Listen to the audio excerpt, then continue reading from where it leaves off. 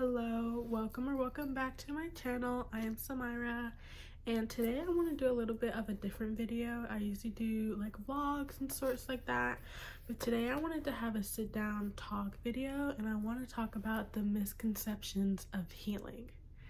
There's so many different routes I can take about this, but today I want to talk about the power of being alone and how it can benefit you, and also the cons to being alone. So that's what we're going to talk about today. I have my planner and I wrote some of the things down. I really want to talk about 3 topics today. So that's what we're going to do. So let's get right into this video. First up, being alone. I personally think it is the best thing one can do for yourself, either in a mental state, a physical state. I think being alone helps you understand who you are as a person. Me personally, I graduated early and I moved back to Hawaii, and I was able to live by myself for a year and a half, and that alone time made me mature so much as a person. I learned so much about myself, more kind of on a spiritual side, but also more on like on a mental side. So first thing I want to talk about is the self-growth and the self-worth you gain from being alone. With self-growth, you learn so much about yourself. You learn new habits, new hobbies that you like. Me personally, I got into reading more and writing and journaling. That is something that I used to do when I was younger, but I stopped doing it over the years.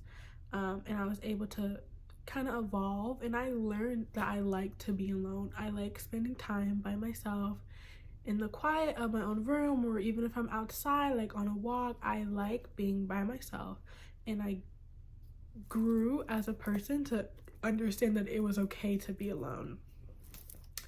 Also, I learned a lot of self-worth, not necessarily in an isolation way, but being by myself, I had a lot of time to think, even if it was just casual, like, oh, my chemistry homework, stuff like that. But on the other hand, I was able to do a lot of deep thinking about myself, my life, my surroundings.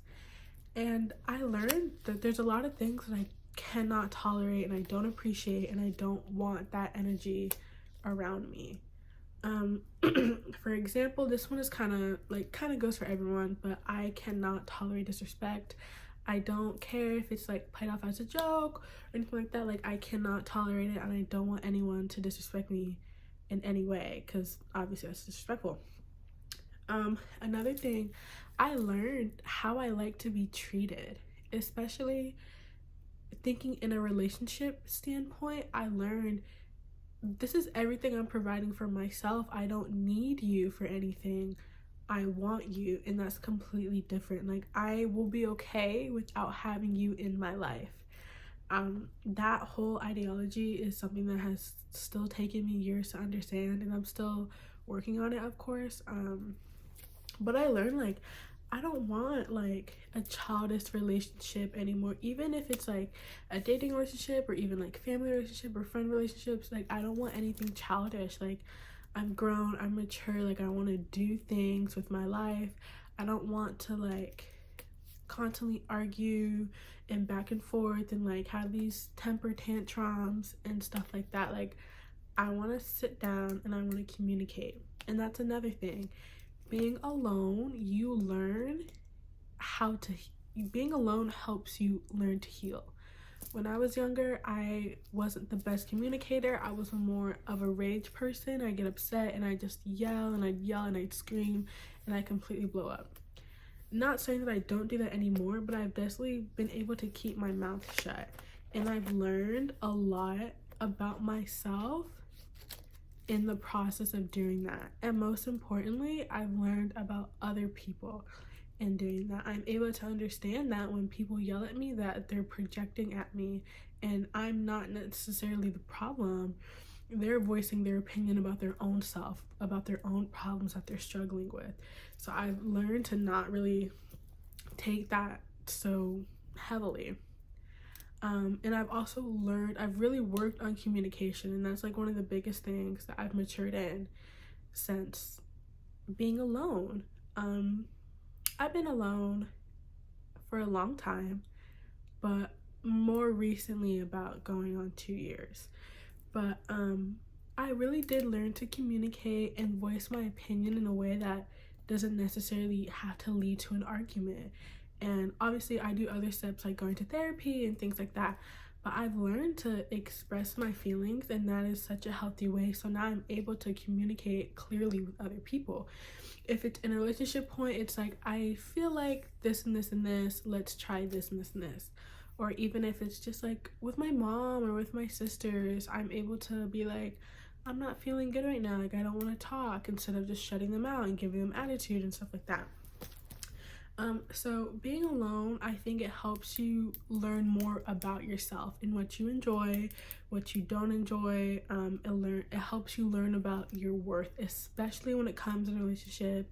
No contact, if you want to think about it like that, you learn so much about yourself, and you learn your worth. You learn, I don't deserve this, I deserve better, I deserve someone that wants to willingly be with me, that I don't have to force, that I don't have to beg. You learn so much about yourself, and that helps you grow as a person. I've grown so much since I was younger, and I think the most important thing to understand that it is okay to be alone. It is okay to be by yourself and spend all day in your room, and it's okay not to hang out in a big group. And if you want to read at the beach by yourself, like, that's okay.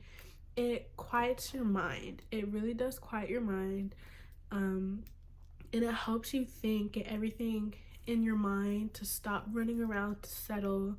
You can contemplate like your growth, your plan, like maybe your 4-year plan, or like your 6-month plan, or your 10-year plan, however long. It's like, okay, I need to get my high school degree, and then I'm gonna go to college, and then like everything. It helps you learn. So it is important for you to be alone. The second thing I want to talk about is loneliness. There's a huge difference between being alone and being lonely. I've experienced both. I like being alone. I don't necessarily like being lonely. It makes me feel isolated, as if I don't have anyone on my side. And even if I want to reach out for people, I feel like that I can't.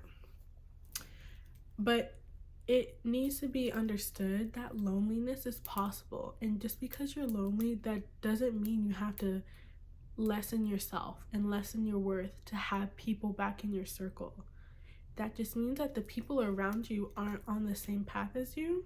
So you're going to be lonely for a little bit until you find the people that are connected to you, until you find the people that are on your path.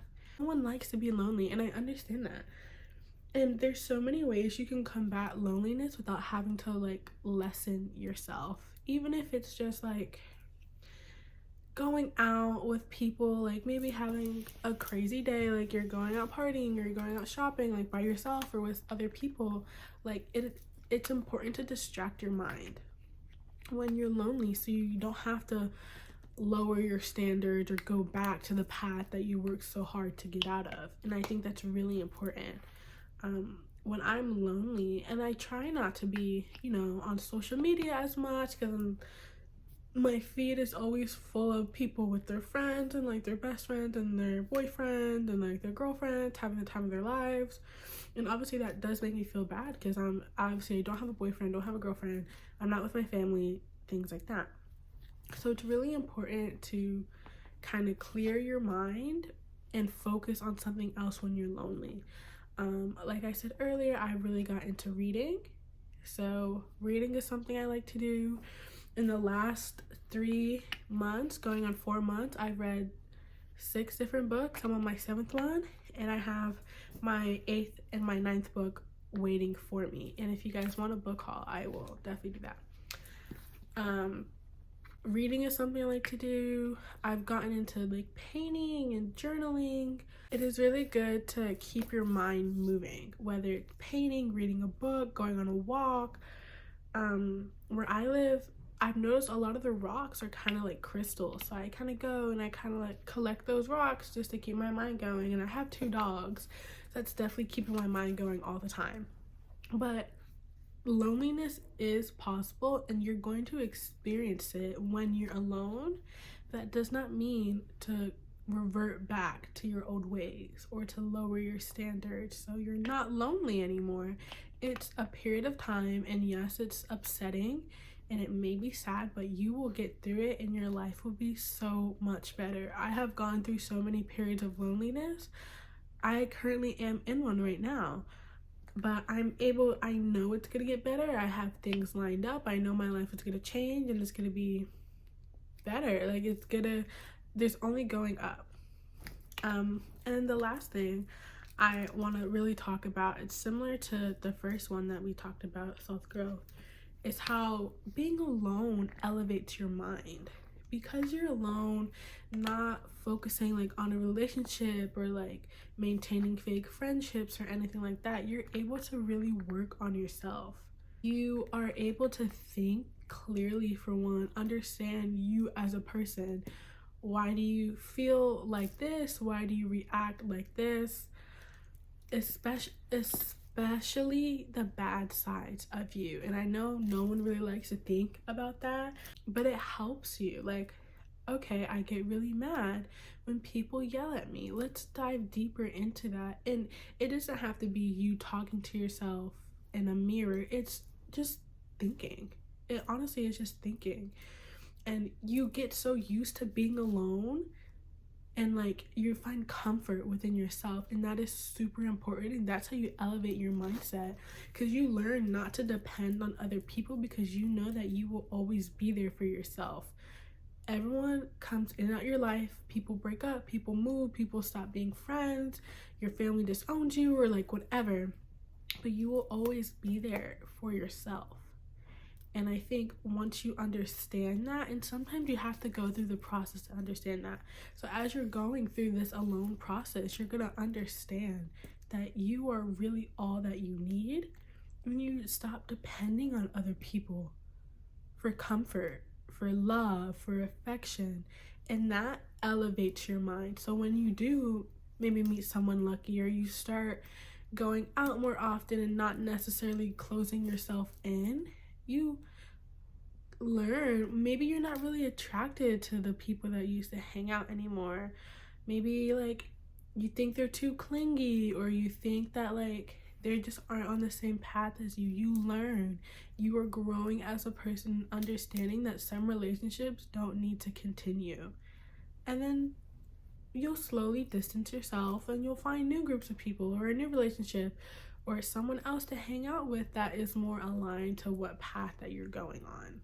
Me personally, my mindset has changed so much from even a year ago. I learned, because I am alone and I'm okay with being alone, I'm okay with being by myself and not depending on anyone. I've learned so much about myself. I've learned who I am as a person, how I react to certain things, what makes me upset, what makes me happy, how I can communicate better. I learned like what things that I consistently need every single day to keep me at a good spot. I'm able to understand when, especially coming from someone that has mental problems or mental health problems, I'm able to understand like, okay, these things trigger this part of me. Let's work on it. Or these things make me feel happy. I should keep them around, you know?